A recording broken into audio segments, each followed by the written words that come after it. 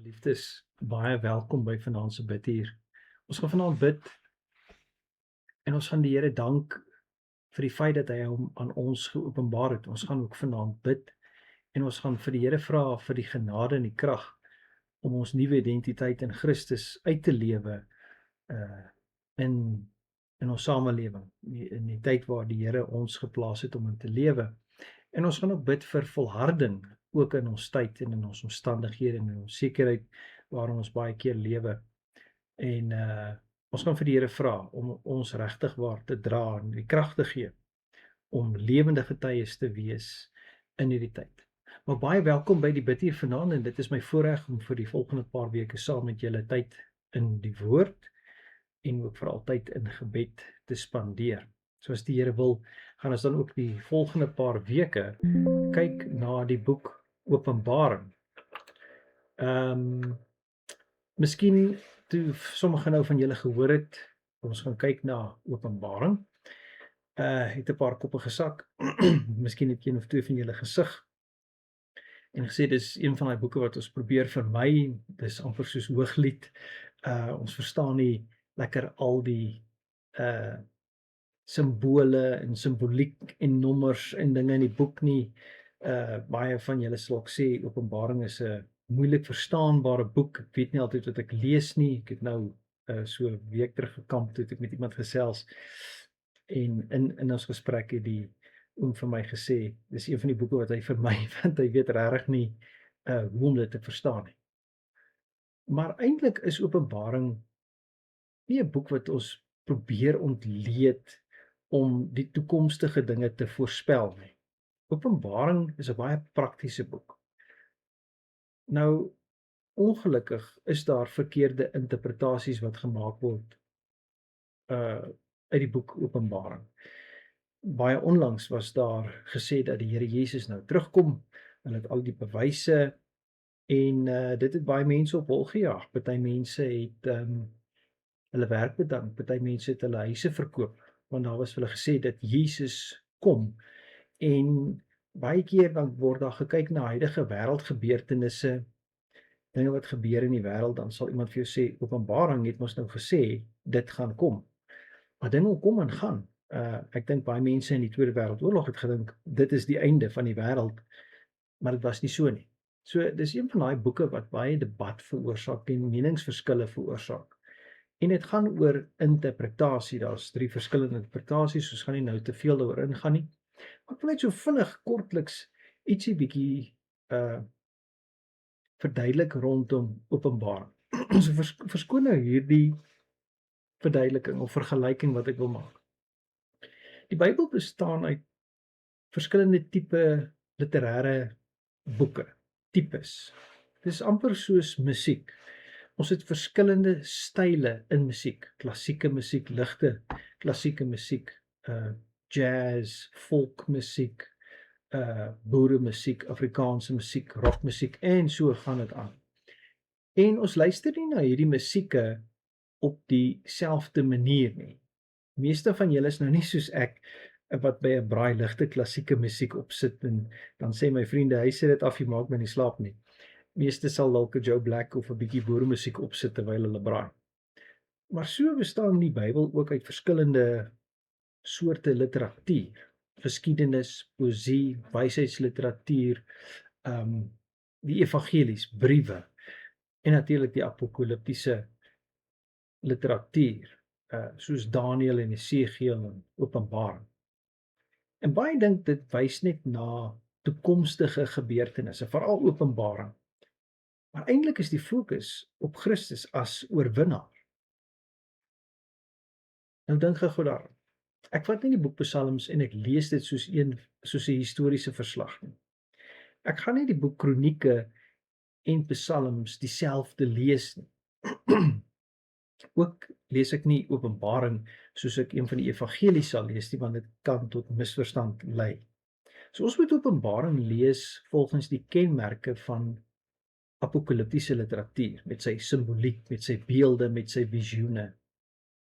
En daarom het ons in teologie hulpmiddels wat ons help om die regte uitleg te gee aan 'n boek. Ons noem dit hermeneutiek en eksegese, en dit word gebruik om 'n paar dinge vas te stel. Nou, natuurlik is daar baie meer punte, oor die 10 punte wat hermeneutiek ons mee help, maar 4 belangrike punte is eerstens dat hermeneutiek help ons om te verstaan wat het die oorspronklike skrywer bedoel om te sê.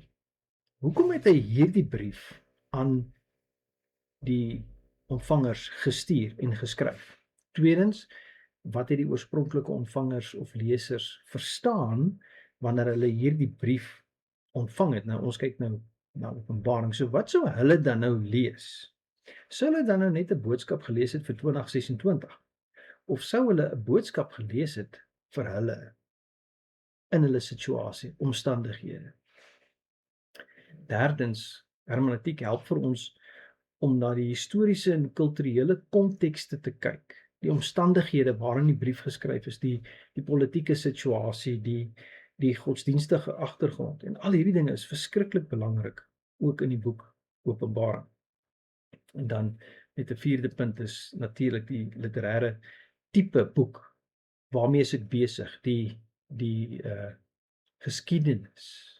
Is dit 'n geskiedenisboek? Is dit poesie? Is dit 'n wysheidsliteratuur? Of is dit 'n brief? Of is dit apokalipties? Wat is die taal? Is daar spesifieke woorde, frases wat belangrik is binne in hierdie boek waarna ons wil kyk? So, ek gaan vir ons die teksvers opsit en dan gaan ons saam lees uit Openbaring hoofstuk 1. Wat hier volg is deur Jesus Christus geopenbaar. God het die openbaring oor wat binnekort moet gebeur vir hom gegee om aan sy dienaars bekend te maak. Jesus het toe sy engel gestuur om sy dienaar Johannes dit alles te laat sien. Johannes is die getuie van wat God gesê en wat Jesus Christus bevestig het. Hy getuig van alles wat hy gesien het. Geseënd is die een wat die woorde van hierdie profesie lees en die mense wat dit hoor en wat ter harte neem wat daarin geskrywe staan, want die eindtyd is naby. Van Johannes aan die 7 gemeentes in die provinsie Asië. Genade en vrede vir julle van hom wat is en wat was en wat kom, en van die 7 geestes voor sy troon, en van Jesus Christus die geloofwaardige getuie, die eerste wat uit die dood opgestaan het, die heerser oor die konings van die aarde. Uit liefde vir ons het hy ons deur sy bloed van ons sondes verlos en ons sy koninkryk gemaak, priesters vir God, sy Vader. Aan hom behoort die heerlikheid en die krag tot in alle ewigheid. Amen. Die studie van die boek Openbaring gaan baie geestelike waarhede vir ons oopmaak, openbaar. En dit is ook die doel. Hierdie boek fokus nie net op eindtyd gebeure nie, maar daar's baie meer aan hierdie boek en daarom is ons geseënd wat dit lees en verstaan. Nou, die boek Openbaring begin by die bron van die openbaring. En dit is die openbaring van Jesus wat God aan hom gee. Nou, dit is amper soos skakels in 'n ketting. Ons sien dat God die Vader is die een wat die openbaring aan Jesus gee. Jesus stuur dit dan weer aan 'n engel. En dan stuur die engel of gee die engel dit aan Johannes en natuurlik gee Johannes dit dan aan die kerk van die dag, maar natuurlik ook vir die kerk van vandag. So die boek Johannes, die boek Openbaring is nie Johannes se idees of sy spekulasies oor toekomstige gebeurtenisse nie. Dit is Jesus se openbaring en sy boodskap aan sy kerk van die dag, maar ook vir die kerk van vandag. En so sien ons dat Jesus hom dan self openbaar aan sy kerk.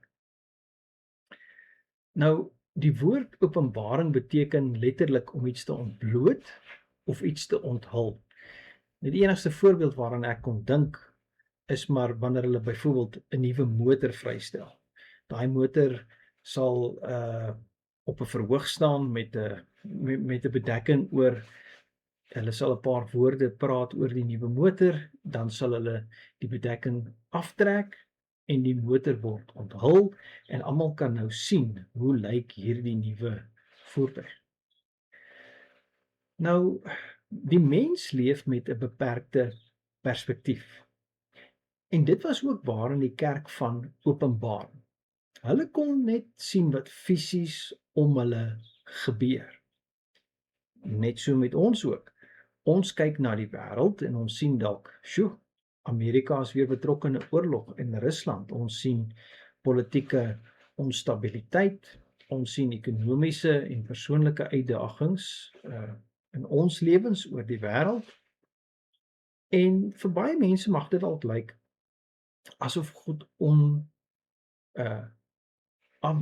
afwesig is. En dit mag dalk so gelyk het vir die eerste kerk ook. Hulle het deur 'n verskriklike tyd gegaan van vervolging en vrees en onderdrukking en dit het gelyk asof God nie teenwoordig is nie. Maar Openbaring kom en hy wil die gordyn wegtrek en vir die kerk wys wat werklik agter die gordyn aangaan. So hy trek die gordyn weg sodat hulle uit 'n hemelse perspektief kan sien. God wys sy kerk wat werklik aangaan agter die skerms. Hy wys vir hulle dat hy is in beheer en daarin moet die kerk leer rus in. God is in beheer. En dit is waarvoor ons ook gaan bid, dat ons kan rus vind in die soewereiniteit van God. Die wêreld sê, kyk hoe magtig is die konings van die aarde. Kyk hoe sterk is die magte van die wêreld. Kyk hoe onseker is die toekoms. Openbaring sê vir die kerk, kyk na Jesus. Ons het nie meer kerk of meer kennis nodig oor wêreldgebeurtenisse nie, of wêreldgebeure nie. Ons het 'n groter visie nodig van Jesus. Ons moet tot besef kom dat God is in totale beheer van alles. Dit wat sigbaar is, maar ook dit wat onsigbaar is.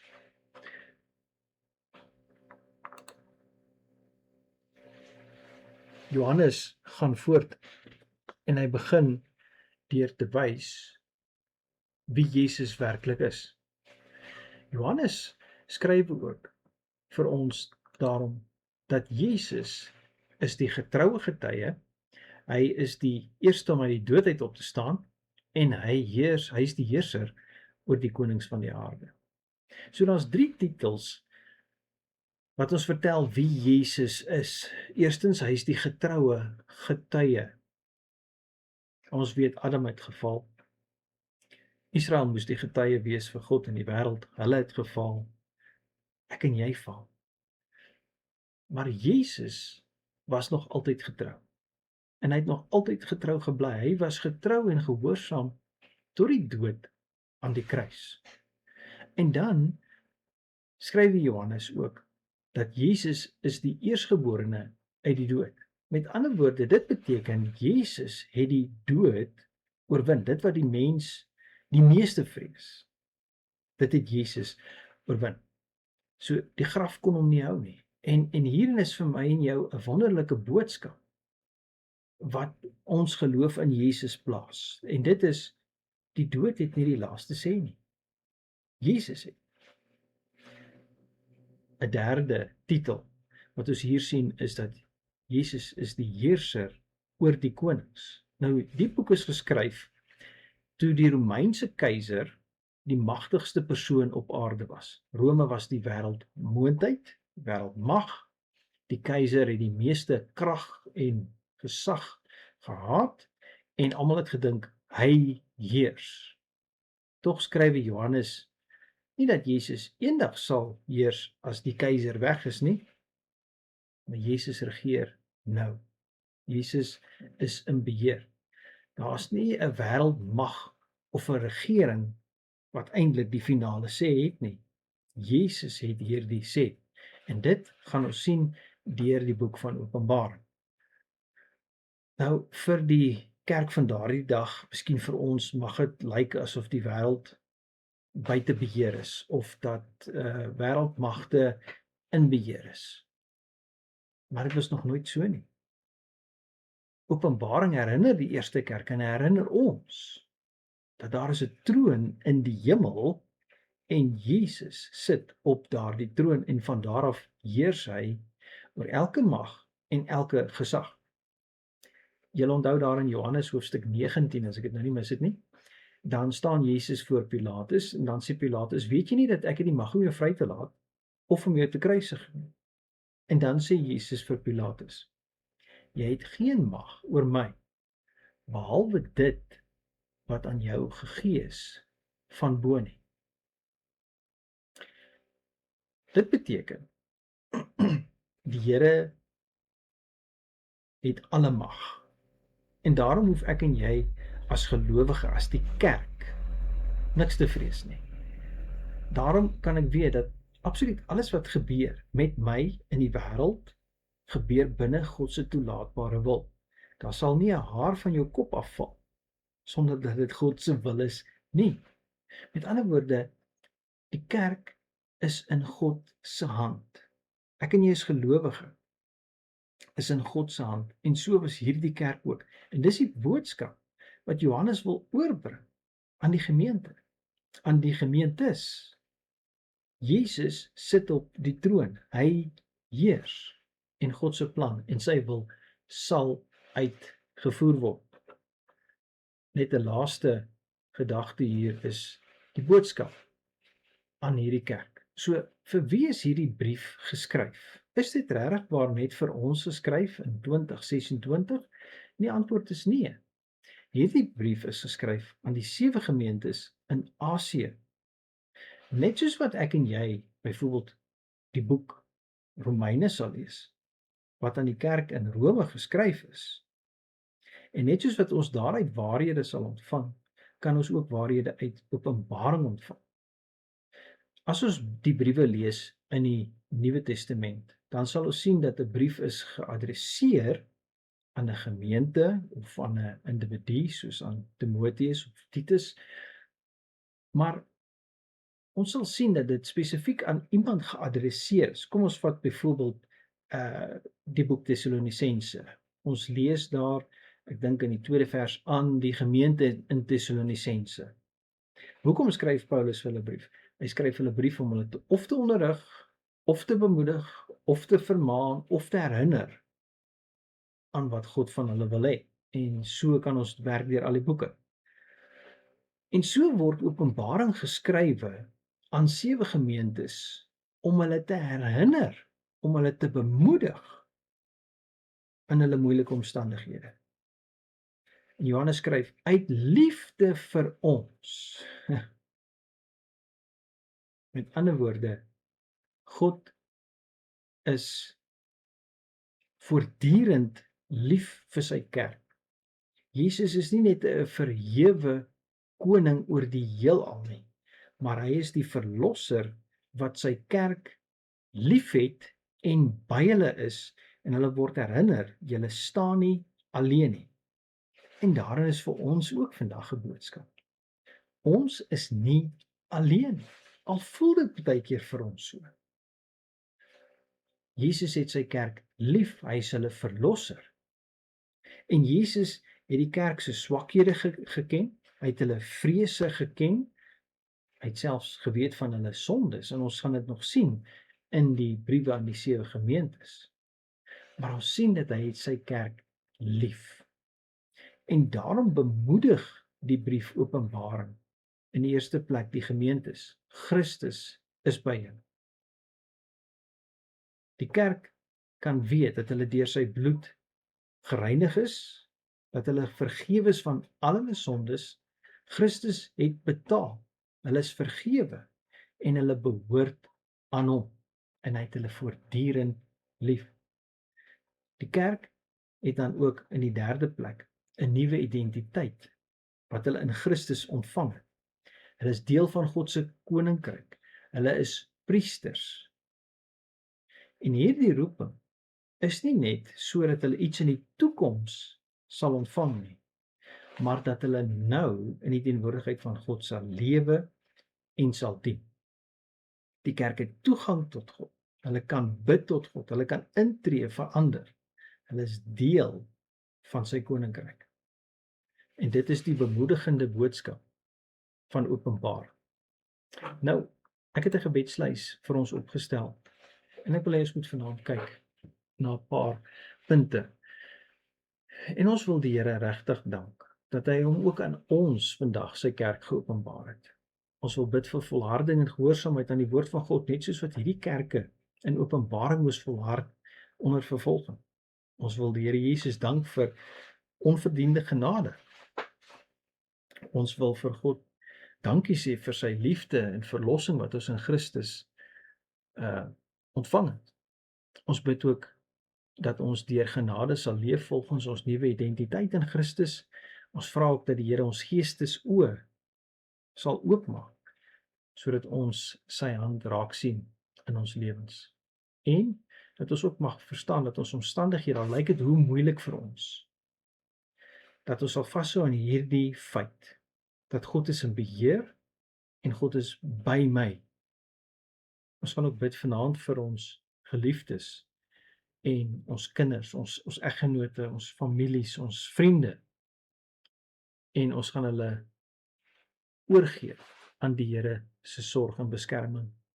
En ons gaan ook dan bid dat die Here sy hand oor ons as gemeente sal hou, maar ook oor die gemeentes rondom ons en oor die wêreld. Kom ons bid saam. Here, ons kom dankie vanaand dat U aan ons geopenbaar het, deur die woord, deur die prediking. Nie net het ons die algemene openbaring nie, maar ons het ook hierdie spesiale openbaring. En daardeur is ons geroep om aan U te behoort. En Here, daarom kom ons vanaand in afhanklikheid en ons kom bid dat U vir ons die krag sal gee om te volhard in gehoorsaamheid aan die woord.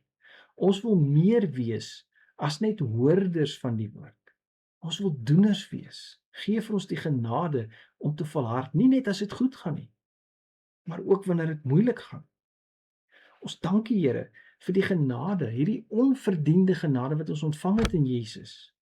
Ons dank U vir U liefde, vir die verlossing, vir die reiniging van ons sondes. Ons bid dat ons deur genade sal leef volgens ons nuwe identiteit in Jesus. Ons bid ook, Here, dat U ons geestelike oë sal oopmaak, sodat ons U hand kan raak sien in ons lewens. Nie net in die goeie nie, maar ook in die moeilike omstandighede, die moeilike tye. Dat ons kan weet U is daar, dat ons lewens in U hand is. En ek bid dat ons in geloof sal vashou in die feit dat U is in beheer, maar U is ook by ons. Here, ons kom vertrou ons geliefdes aan U toe, ons kinders, ons eggenote, ons familie, ons vriende. Ons kom bid, Here, dat U sal waak oor hulle, nie net fisies nie, maar ook geestelik, want ons staan in 'n geestelike stryd. Daar's dinge in die agtergrond aan die gang wat ons nie fisies kan sien nie. Daarom bid ons, Here, vir U beskerming. En ons kom bid ook vanaand vir ons kerk. Ons kom bid vir eenheid, vir liefde, en dat ons as kerk onsself sal toewy aan die woord, aan die waarheid, dat ons daarin sal vashou, dat ons nie oorkom sal word deur vrees nie, vir die wêreld nie, maar dat U waarheid ons sal lei. Help vir ons om in die waarheid te staan, vas te hou, om dit te preek en daarin te lewe. Ons bid ook, Here, vir ons buurgemeente en gemeentes, en ons bid dit ook vir hulle. In Jesus naam. Amen.